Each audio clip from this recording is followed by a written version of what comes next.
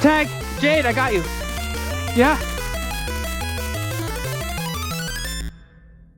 This is a video that I've put off making for far too long, and I feel kind of bad about it, partly because this has been such a big part of my place in the hobby and my enjoyment playing games. This blaster embodies so much of what I love about this hobby and so much of what makes it fun for me and for my kids.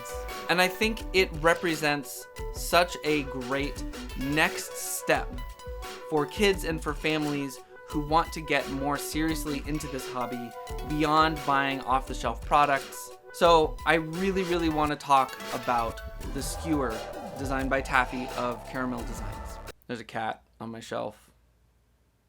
This happens pretty often, actually. A friend of mine crocheted these darts for me as a gift at Christmas, and the cats recently discovered them, and they'll climb up on the shelf to knock them off.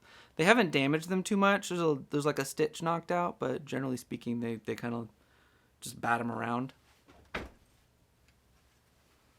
My goodness. All right, well, I guess we're just going to do this with him up there. Before we get too deep into this, Jasper would really like it if you would hit the subscribe button and like this video so that I can do more, hopefully well thought out videos about blasters that are important that might improve your life. Rude. I'm going to give a description of the blaster first. A lot of this is aimed primarily at people who are new to this part of the hobby. So if you are a hobbyist who already builds their own blasters, you might skip to the next section. The Skewer is a mag-fed, spring-powered blaster that is fully 3D printed and built using hardware. There is a barrel, which is a part that is generally made specially, as well as some little metal rods and a clear plastic plunger tube, as well as a machined pusher. Everything else is 3D printed. You can buy either parts kits that involve all but the 3D printed parts of the blaster, or you can buy a full kit that includes all the 3D printed parts as well as the hardware parts, or you can buy a complete blaster from a couple different makers. The Skewer in particular is a mag-fed, spring-powered blaster. It fires exclusively from Talon magazines, which are a very common sort of magazine in the Nerf hobby that were designed by Worker. And they fire half-length darts, which seem like a specialty item if you are not already imbued in the Nerf competitive community. You can actually buy these at Target or Walmart now. Dart Zone makes them under a couple different brand names. But they load like any other dart in any other magazine. This pops right in. Pull back, push forward, and you can fire. This blaster uses a T-pull design for priming, as opposed to a lot of other community-made blasters that use either a pump grip or a top grip or a bolt action prime. This is sort of the standard build of this blaster using a K25 spring, and it hits a little bit over 200 FPS. I currently have it tuned down to a little under 200 for the events that I typically go to that have a 200 FPS cap. So it shoots pretty hard. I generally don't use this with my kids outside of game. In a game, they're expecting that, and I'm usually shooting from a long distance. But I would never ever use this in my house for play. It's not designed for that. It is definitely intended for a field play blaster. But there's options to change those numbers and to change where it's useful, and I'm going to get to that in a little bit, because I want to talk about the larger context of a blaster like this in terms of play with kids and in terms of their opportunities to build their own blasters, learn how they work, and get more involved in that side of this hobby. First, a little background with my own Skewer. I first saw this blaster in Taffy's demo videos of the blaster as they were designing it, and immediately was enamored with its look and the simplicity. A lot of people have modified this blaster. Since then, Silly Butts has figured out a pump version, mostly to be ironic. People have added Picatinny rail and things, but personally, I love the clean design. I love how simple it is, and I love the way that it makes me focus on one specific thing when I'm playing. I just adore the simplicity and minimalism of the design. I should mention that it's called the skewer because the pull rod actually goes through the center of the spring all the way down into the blaster, as you can see here. And to me, that is one of the key features of this blaster. Now, a lot of competitive players use a scope and shoulder their blasters to fire, and you actually sort of can do that here, but obviously this isn't actually a stock. This is a T-pull. This is a functional part of the blaster. I tend to just aim this way when I'm playing with this blaster, but the trade-off is the prime on this is incredibly easy. Now, why is the prime so easy for the spring strength? There's a very simple reason for that, and it's related to why I often refer the X-Shot Reflex 6 to people buying blasters for kids. This is a similar pull type. It's a ring instead of a T-pull, but it's in line with the spring inside. So when you pull back on this, it's just so easy. As an adult, I can prime this with my pinky, and that says a lot about how easy it will be for a kid to use a blaster like this in game. Sort of the next most common type is this with a top slide prime. This is almost as easy. You are pulling from the back in line with the spring, but instead of pulling directly in line, you're on the top and you're losing a little bit of lateral force, translating from this action to the actual pull. There's stress against the plastic, but not a lot. So this is the strong arm. The strong arm and the disruptor are also great kid blasters for that reason. They're still easy to prime. But then when you get into a blaster like, for example, the Surgefire is a pump to prime blaster with the pump grip in the front. As I pull back on this, you can see the first thing that happens is the grip wiggles a little bit. So what I'm doing is I'm creating friction against the insides of the blaster, and I have to fight that friction in addition to squeezing the spring and bringing it to the catch. Plus, I'm priming up here. The plunger tube is all the way back here. So there's a linkage between this, and I have to move that entire linkage, and that linkage is stressing as well. So even though this shoots about the same FPS as this does, this is a lot harder to use for a small kid. So when you scale up the spring strength, those effects multiply. So here is a rival Saturn with a K26 spring in it. That's a heavier spring than the one I have in the Skewer by a little bit. With the pump prime up front, if I pull this back, this is quite a bit of work. This is completely unusable for my kids, which is fine. I don't need them shooting rival blasters over 100 FPS. But for every single shot, it's quite a bit of work. Were this a direct prime in the back, your energy is applied much more efficiently, and it makes it a much easier prime. So as a result, this blaster that shoots over 200 FPS, my kids can barely operate it, which the fact that they can operate it at all is honestly pretty incredible, and comes down to the direct prime T-pull that it has. This was an immediate brainwave for me, and I was really, really excited to realize that we had this thing that crossed from the realm of commercial, off-the-shelf available blasters into more competitive, customizable, community-made things that felt more accessible. Another aspect of this blaster that I don't really feel prepared to talk about, but I feel it needs to be mentioned, is the other opportunities it creates for accessibility, because it's not just kids who have lower arm strength than the average person who might operate a K26 blaster or other high-powered items. This puts a higher FPS range in a Springer in the hands of people who have low arm strength because of physical disabilities or because of lack of mobility, all kinds of other things that can make it difficult to enjoy Nerf. This may make it easier for some of those people. This is a skewer that I made for myself. I printed this on my own. It was my first significant build of a blaster from scratch. I ordered parts from Captain Slug. I printed everything on my Prusa Mini. It all came out quite well, especially considering that this was my first significant print. After a little bit of tuning and a little back and forth and help from Taffy, since I was one of the early people building them, it was hitting 230, I want to say, on day one.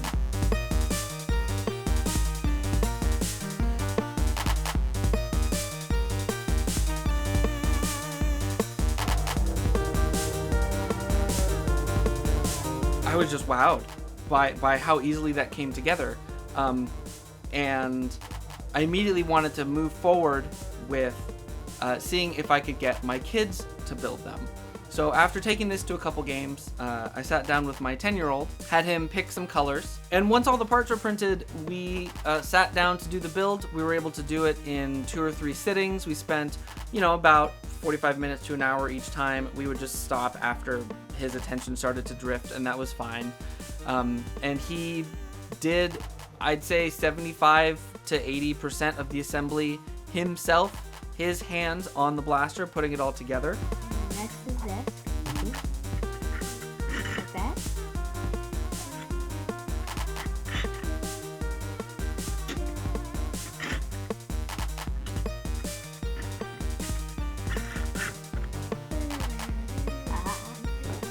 You can tell it worked. You can tell us why it wasn't fit for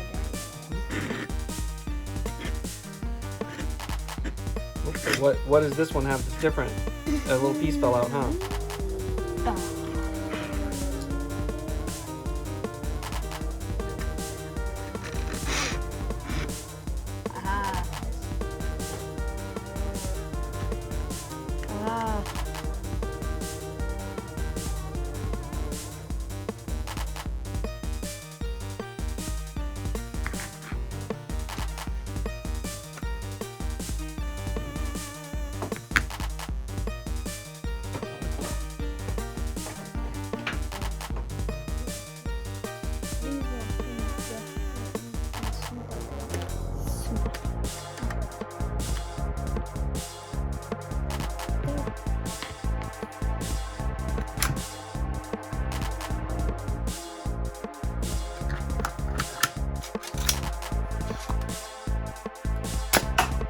Ah.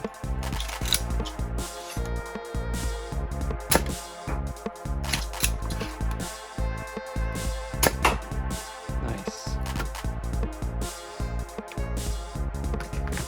Instead of using the K25 spring, we used a 788 spring, which is a significantly lighter spring. As a result, priming this blaster is as easy for him as priming any of the toys that he's able to play with. So now he had a blaster that shoots as hard as a Nexus Pro off the shelf, but is about half as difficult to prime, and that he built himself by hand with my help.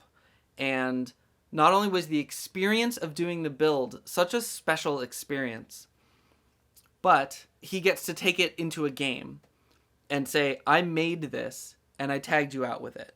And that is so special. One of the best parts of the simplicity of the design of this blaster is that the build process was extremely meaningful for him in terms of learning both mechanical skills that he had very little time to practice up until that point, and just understanding how the blaster works and the displacement of air from the plunger tube and what actually makes the dart go and why the barrel length has an effect on speed and accuracy. It was an incredibly meaningful experience for both of us. Who forgot a whole section of their video and is recording it on a different day in a different shirt? Pff, not this guy. Another really unique thing about the Skewer and Taffy's work is the instructions. Taffy is also a talented visual artist and made these adorable and incredible instructions.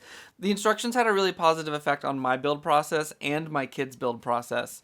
I found them really clear, really easy to follow, very easy for my kids to understand what was going on for the most part, and also just really cute. They're full of useful info and really clear diagrams, but also from step one, just cute drawings and doodles that are a part of the experience. I love very specific instructions that are given to you by cartoon characters. And of course, the classic, I'm standing here to fill empty space, which wound up getting referenced in some of my kids' drawings later on because they thought it was so funny. And honestly, if you're unsure about doing a build like this, looking up the directions and just going through this might give you some extra confidence because it lays the process out so clearly and in such a fun way.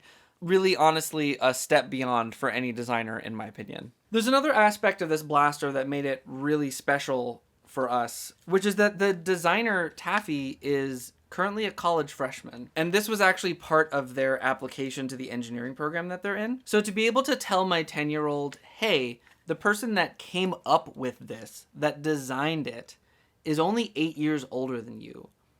If you want to do this, you could do this. That was an eye-opening moment for my kid. That was a really, really big deal. And I can't overemphasize how important that feeling is, that, wow, I just built this thing and the person who designed it is only a few years older. That could be me. I could do that. I could be a part of, if not this hobby, another hobby where you're doing work like that. But right now, this is what he's excited about. And so that was very, very meaningful. If you want to have an experience like that, I strongly recommend checking out the various places where you can buy skewer parts, where you can download the files if you have a 3D printer and want to make one yourself, or places where you can buy kits to build your own.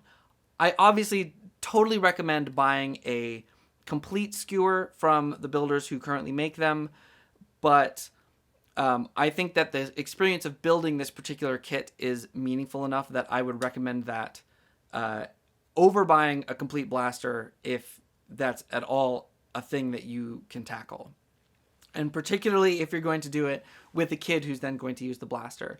Again, for my 10-year-old, the 788 spring was the right choice. You can always get multiple springs. You can then replace the spring later down the road if they build up the arm strength and want to be able to hit harder and play in a more competitive setting and reach farther across the field. I'll have all the links to that in the description, and I encourage you to go check it out and learn more about this incredible device. Building 2 skewers for myself and for my kid was such a meaningful experience, and this blaster will always hold a really special place for us. I really recommend that you check it out. It's relatively old news now. I'm like 6 months behind on reporting on this, but like I said, I just really wanted to get it right, and I really wanted to spend the time and share with you how important it is beyond just being cool blaster. It is the kind of thing that can be so much more because of how accessible it is. So I really appreciate you checking out this video about the skewer. I hope you will go check the blaster out and consider building one for yourself. Definitely, please go support Taffy, the designer. I'll have links to ways you can support them as well. And if you enjoyed this video, please support me by hitting the subscribe button and hitting like on this video. It really does help me out a lot and gives me opportunities to talk more about cool designs being made by cool people. But until the next one, I'll see you on the field.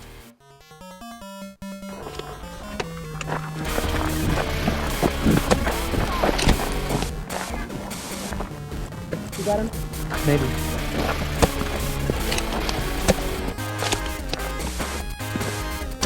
Sorry about the headshot. You got that side?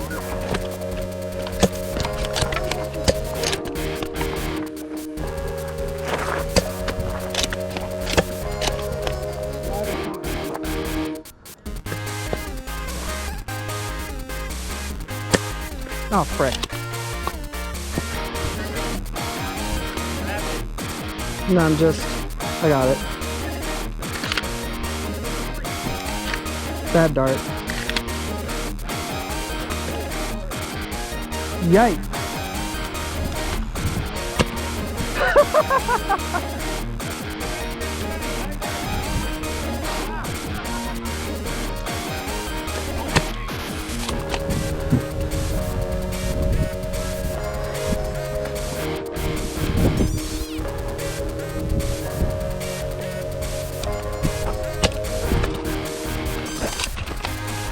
Ah, frick!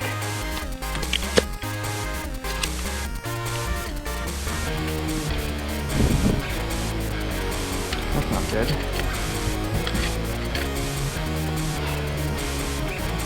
Maybe? Oh, hi. I think so. I'm gonna assume so. I was like fixing my blaster the whole time. I have one more. No, you're good, you're good.